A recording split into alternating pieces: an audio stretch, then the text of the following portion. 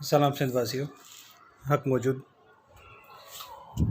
हालात ॾींहों ॾींहुं वञनि था संजीदा थींदा ऐं इन सीरियसनेस जे पुठियां सभ खां वॾी वजह इहा आहे त असां पाण सीरियस नथा थियूं।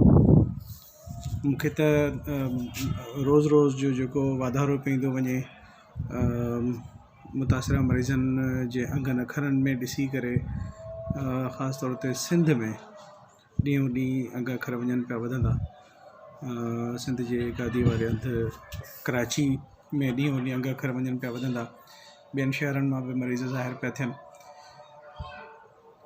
असां सभिनि खे सोचणो पवंदो त आख़िर मसइलो कीअं हल थींदो, असांखे इहा तब्दीली कीअं आणणी पवंदी ऐं असांखे कीअं एहतियात करिणो पवंदो, असांखे छा करिणो पवंदो।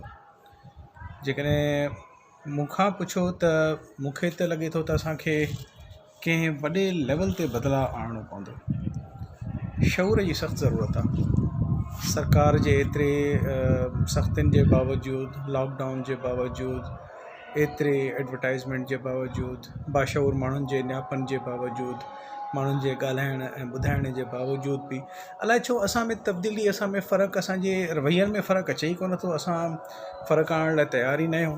मूं अॼु पंहिंजे ऑफिस खां वापसीअ ते मां ॿुधाईंदो हलां त मां जिते कमु पियो कयां त उते हिननि ॾींहंनि में बि असांखे ऑफिस खां मोकल न आहे, पर कोशिशि करे पंहिंजो तमामु घणो एहतियात, ग्लव्स ऐं मास्क वग़ैरह पाए गाॾीअ में बंदि थी करे अचणु वञणु, अहिड़े तरीक़े सां कोशिशि करे पंहिंजे ख़ातिर न, पंहिंजे ख़ानदाननि, पंहिंजे औलादनि, पंहिंजे बचनि जे ख़ातिर, पंहिंजी फैमिलीज़ जे ख़ातिर, पंहिंजे ख़ातिर एहतियात करिणो पए थो।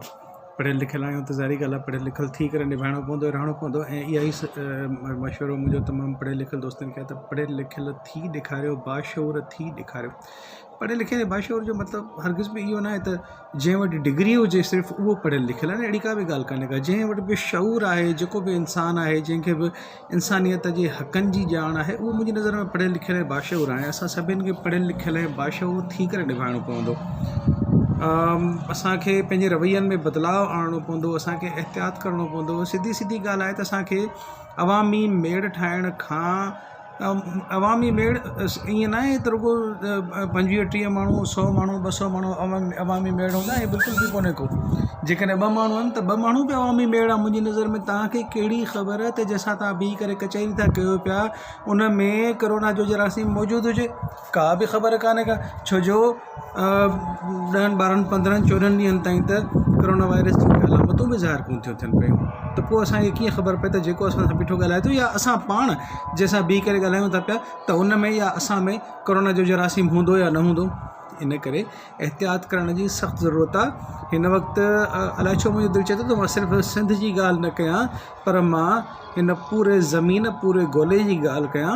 हिकु हिकु ख़ितो, हिकु हिकु खंडु, हिकु हिकु मुल्क, हिकु हिकु शहर, हिकु हिकु इलाइक़ो असांजी तवजा जो तलबगार आहे। असां सभिनि खे ॾाढो संजीदगी सां सोचणो पवंदो ऐं माण्हुनि खे सम्झाइणो पवंदो। जेतिरो थी सघे माण्हुनि खे ॿुधाइणो पवंदो, सम्झाइणो पवंदो।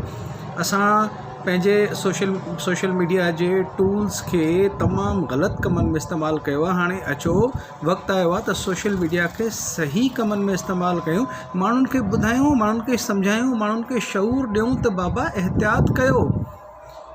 मिलण जुलण खां, कचहरियूं करण खां, फुज़ूल में घर खां ॿाहिरि निकिरण खां एहतियात कयो। ऐं इहो त मसइलो रहियो पंहिंजी जाइ ते, पर ख़ुदा जे वास्ते दोस्तो, इंसाननि जो ख़्यालु कयो। ख़ासि तौर ते उहे माण्हू जेके रोज़ कमाइण वारा, ॾिहाड़ियुनि वारा, जिन जे घर में राशन कोन्हे को, जेके मजबूर आहिनि निकिरण ते, उन्हनि जो ख़्यालु कयो। उन्हनि खे सपोर्ट कयो। असां जेके उमिरा हज ऐं ज़वारियूं करण जा शौक़ीन आहियूं, ॿिए 3 महीने असां उमिरा करण था वञूं पिया। हाणे त उमिरा बि बंदि थी आहे, हज ऐं ज़वारियूं बि बंदि थी वियूं। पोइ छो न असां उहो पैसो सही जॻह ते इस्तेमालु कयूं, ख़ुदा जी राह में इस्तेमालु कयूं, ख़ुदा जी ख़ल्क़ ऐं ख़ुदा जे ॾुतिड़ियल बंदनि ते इस्तेमालु कयूं, त असांजी बख़्शिश थी पवंदी। ऐं थी सघे थो त रब खे असांजी इहा ई अदा पसंदि अची वञे।